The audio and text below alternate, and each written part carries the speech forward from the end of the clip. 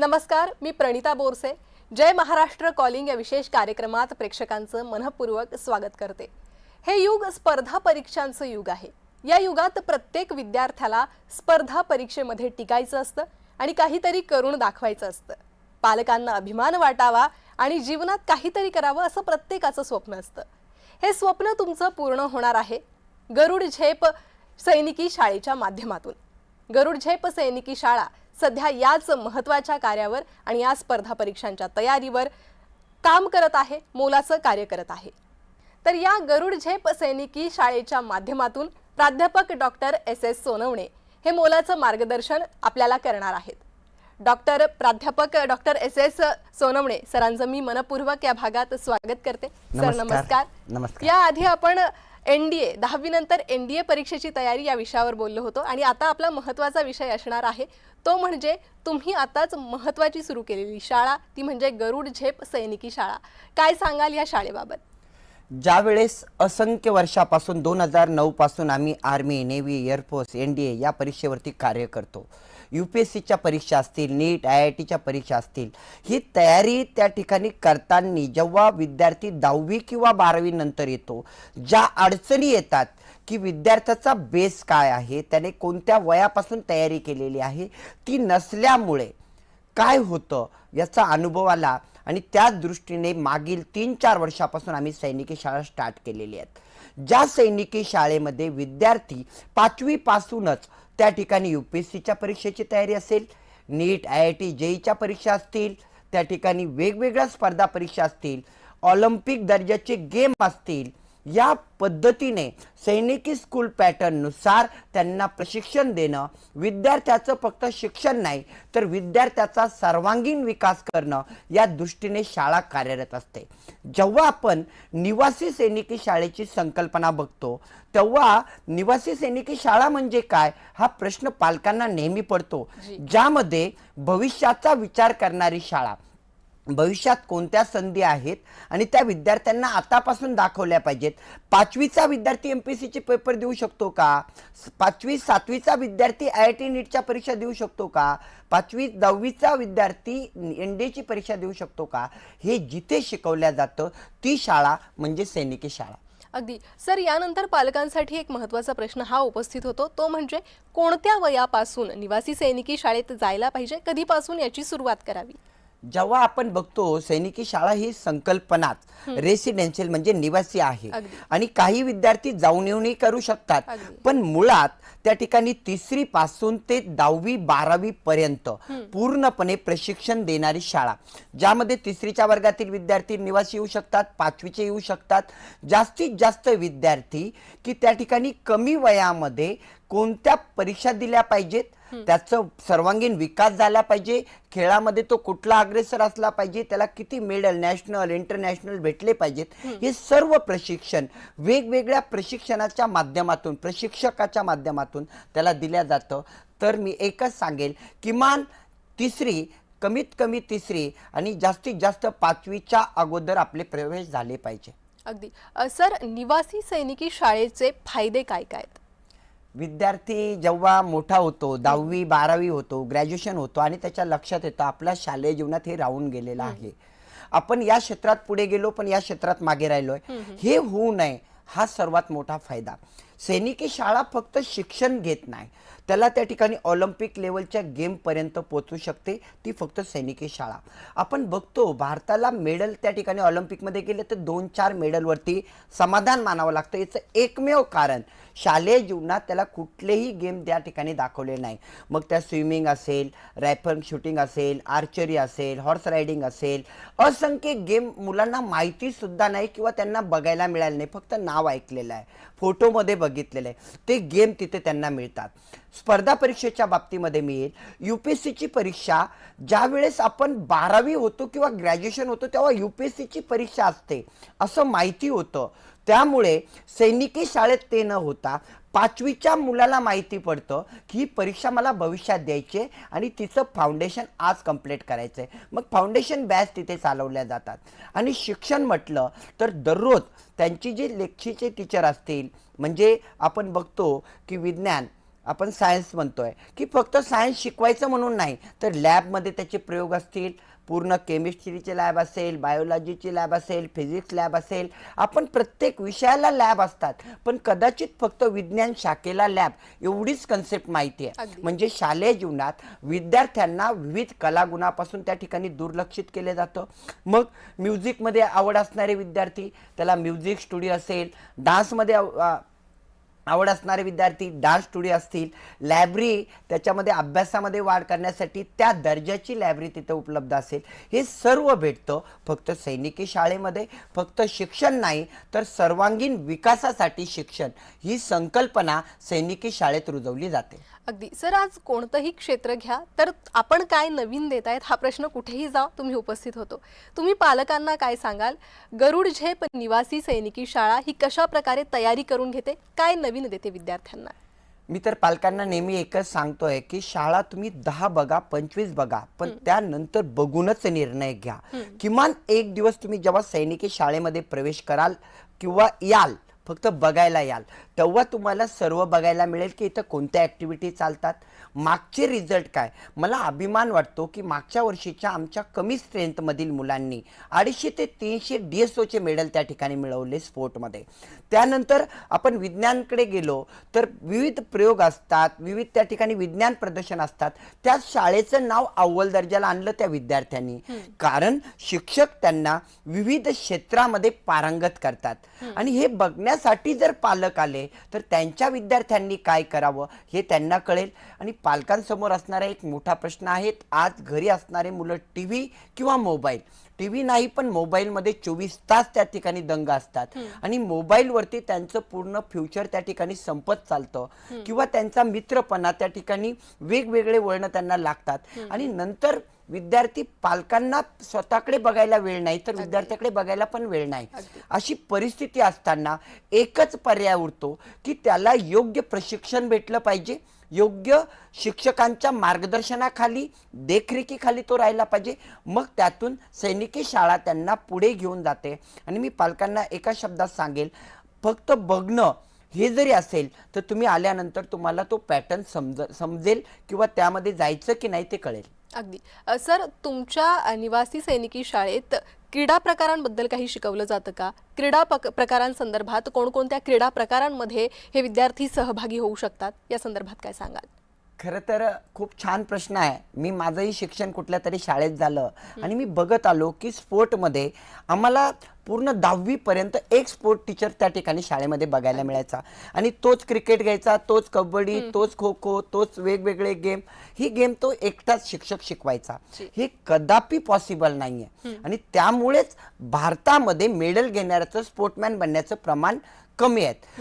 आता या सैनिकी शाळेमध्ये किमान 17 ते 18 प्रत्येक गेमसाठी, प्रत्येक खेळासाठी स्पेशल कोच आहेत. म्हणजे तायकांदो असेल तर तायकांदोचे कोच, आर्चरी असेल तर आर्चरीचे कोच, स्विमिंग असेल तर स्विमिंगचे कोच, त्यानंतर रायफल शूटिंग असेल तर रायफल शूटिंगचे कोच, हे त्या ठिकाणी दिल्या जातात आणि तशा पद्धतीने वातावरण बनवलं जातं.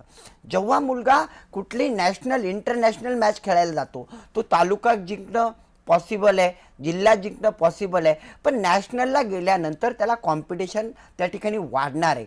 ते प्रशिक्षण आपल्या शाळेमध्ये पहिलीपासून त्या ठिकाणी दिल्या जातं आणि त्याचाच परिणाम असा असतो की स्पोर्टमध्ये जर चांगल्या कोट्यातून तो मुलगा गेला, आता मी सांगेल की काही मुलं आता नॅशनल इंटरनॅशनल मॅचेस जिंकतायत आणि आपण बघतो की एक कुस्तीपटू जर त्यांनी चांगल्या मॅचेस जिंकला तर त्याला डायरेक्टली क्लास 2चा जॉब मिळतो, तो DYSP होतो.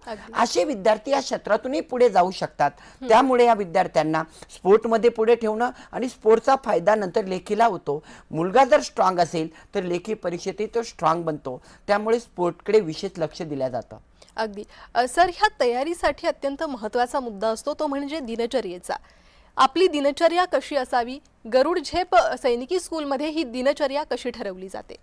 विद्यार्थ्याचं वय बघून त्याला किती तास प्रशिक्षण दिलं पाहिजे हे एकदा ठरवलं जातं. विद्यार्थ्याची मानसिक क्षमता काय आहेत, जेव्हा त्याची मानसिक क्षमता बघितल्या जाते, त्याचा बुद्ध्यांक किती आहेत आणि तो कुठल्या दिशेने गेला तर त्याला यश मिळेल. पालक आज हे बघत नाही. विद्यार्थी स्पोर्टकडे वळतोय आणि विद्यार्थी त्याला म्हणताय, म्हणजे पालक त्याला म्हणताय मॅथमध्येच तुझे मार्क कमी आहेत. मग आता हे दाबण्याचं प्रमाण जे आहे ते सैनिकी शाळेत घडत नाही. विद्यार्थ्याला त्याच्या कलागुणानुसार पुढे नेलं जातं. आमची शाळा सकाळी 6 वाजेपासून स्टार्ट होते तर रात्रीच्या 9 वाजेपर्यंत. यामध्ये स्पोर्ट ॲक्टिव्हिटी आल्या, त्याचा अभ्यासक्रम आला, त्याच्या परीक्षेची तयारी आली, त्याचं पुढच्या परीक्षेसाठीचं फाउंडेशन आलं आहे. त्यानंतर तो अभ्यासात रमला पाहिजे. कम्प्युटर लॅब असेल, संगणकामध्ये त्याचं नॉलेज असेल, IT डिपार्टमेंटची पूर्ण इन्फॉर्मेशन असेल. आपण बघतोय आता की आता पूर्ण संगणकाचं युग आलेलं आहे आणि पुढे चालून तर अजूनही याच्यापेक्षाही जास्तीची तयारी विद्यार्थ्यांना ठेवावं लागेल. ते ज्ञान त्यांना आतापासून देणं गरजेचं आहे आणि ते परिपूर्ण देण्याचा प्रयत्न शाळा नक्कीच करते. नक्कीच सर, या गरुड झेप सैनिकी शाळेबद्दल असंच मोलाचं मार्गदर्शन आणि माहिती तुम्ही देत राहा. मात्र तुर्तास एक छोट्याशा विश्रांतीसाठी थांबत आहोत, पुन्हा परत येत आहोत.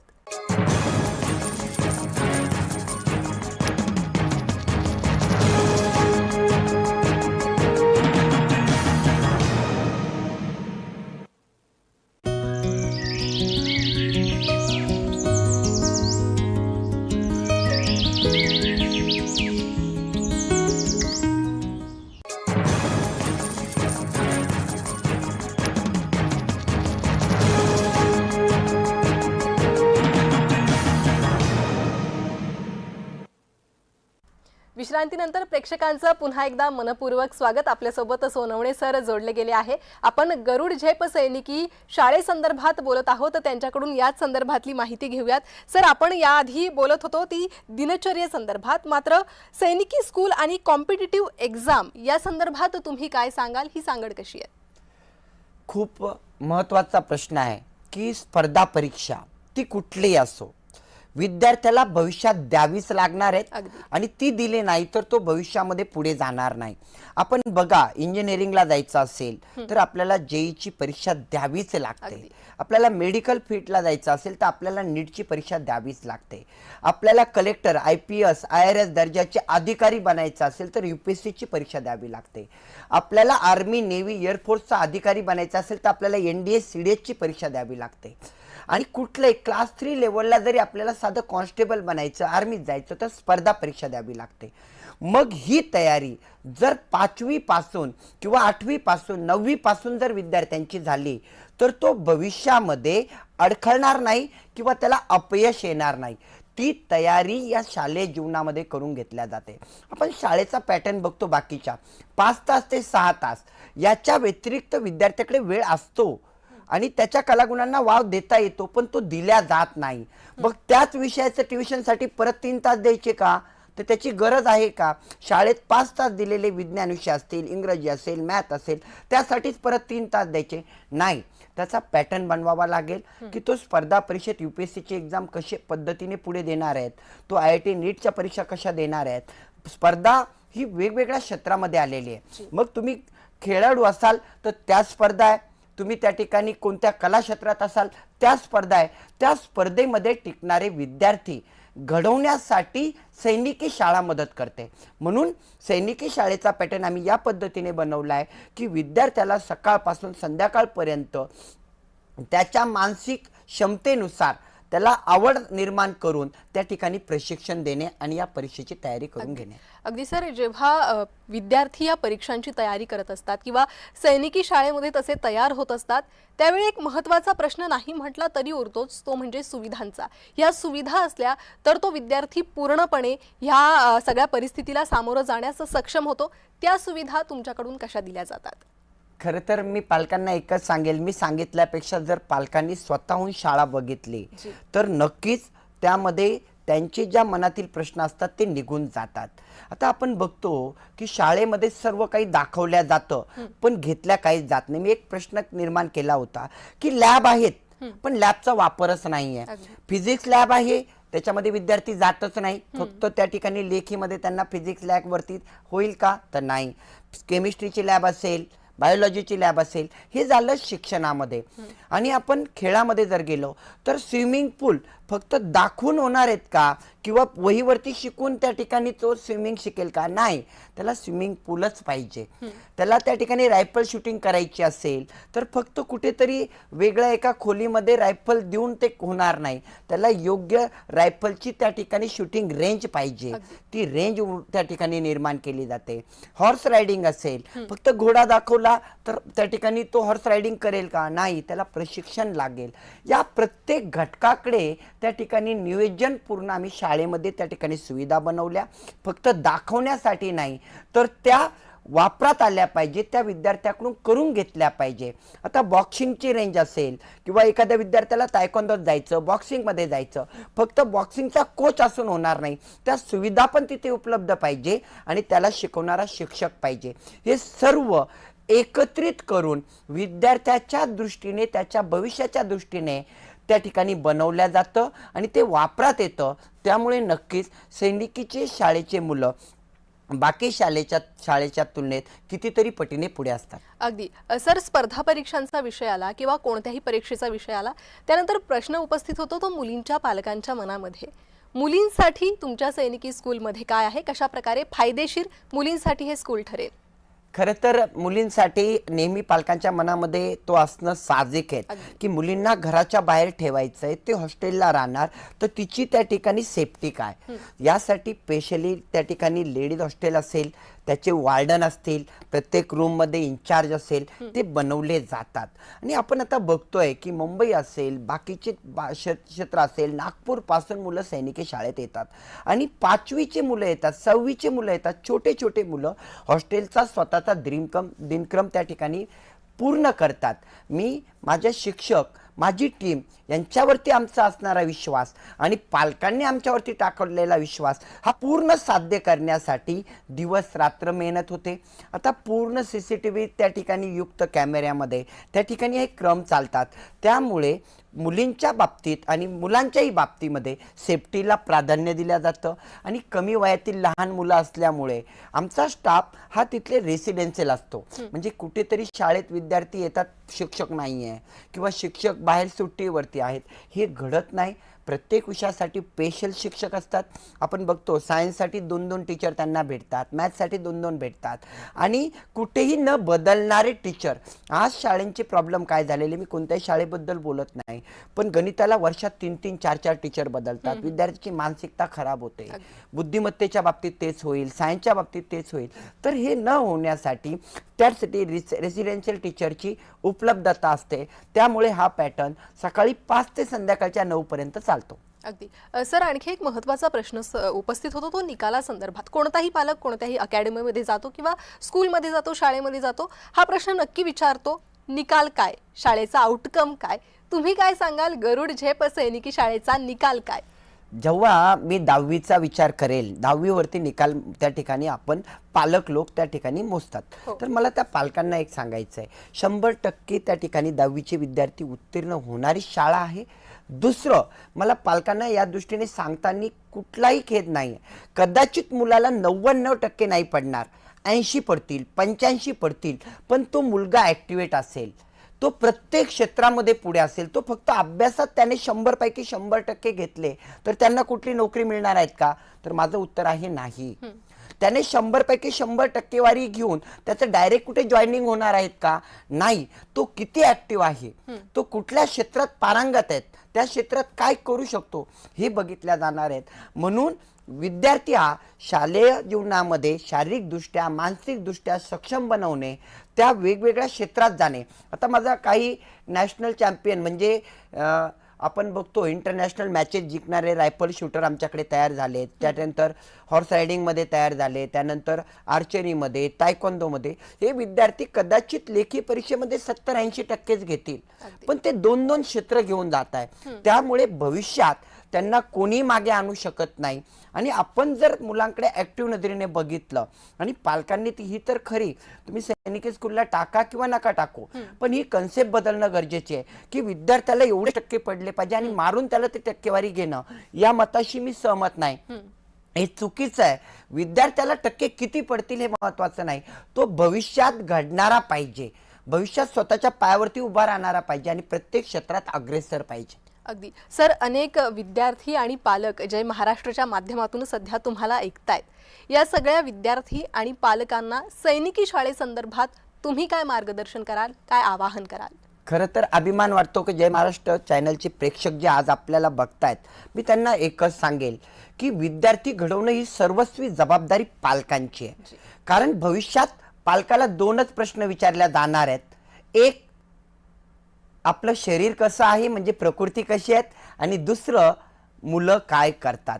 आणि या दुसऱ्या प्रश्नाचं उत्तर जर आपल्याकडे नसेल तर आपण आयुष्यात काहीच कमवलेलं नाहीये. म्हणून आपल्याला आपला मुलगा किंवा मुलगी सक्षम बनवणं तितकंच गरजेचं आहे. ती कुठल्या क्षेत्रात जाईल ही ती ठरवणारी आहे किंवा तो ठरवणार आहे, पण त्याला सक्षम बनवा. आणि आजपासून ते वळण लावलं तर नक्कीच तो पुढे जातो. आता मोबाईल विरहित शाळा म्हणून आमच्या शाळेला बघितलं जातं की 7 दिवस मुलांना मोबाईल भेटणारच नाही, फक्त रविवारी भेटणार आहे. म्हणजे इथपर्यंत त्यांच्यावरती बारीक लक्ष ठेवलं जातं. मग त्या टायमिंगला त्यांना कम्प्युटर लॅब उपलब्ध करून दिल्या जातात, वेगवेगळ्या खेळात मग्न केल्या जातं आणि मुलांना मोबाईलची आठवण पण होत नाही. अशा पद्धतीने त्याला संस्कार देण्याचं काम, संस्कारशील बनवण्याचं काम त्या ठिकाणी शाळा करते. आणि पालकांना तर नक्कीच एक माणूस घडवायचा आहे, एक चांगला माणूस त्या ठिकाणी घडवायचा असेल तर योग्य शाळा, योग्य नियोजन, योग्य प्रशिक्षक आणि पालकांचं लक्ष तितकंच असणं गरजेचं आहे. अगदी. आणि मला वाटतं ती योग्य शाळा, ते योग्य नियोजन ही गरुड झेप सैनिकी शाळा आहे. सर, खूप खूप धन्यवाद. तुम्ही जय महाराष्ट्राच्या प्रेक्षकांशी जोडला गेलात आणि एवढं मोलाचं मार्गदर्शन पाल्यांना, पालकांना केलेलं आहे. धन्यवाद. या विशेष कार्यक्रमात आपण गरुड झेप सैनिकी निवासी शाळेसंदर्भात जाणून घेतलं आहे. नक्कीच पालकांना याचा फायदा होईल आणि त्यांच्या शंकांचं निरसन होईल ही आशा व्यक्त करते. आणि या भागात एवढंच. नमस्कार.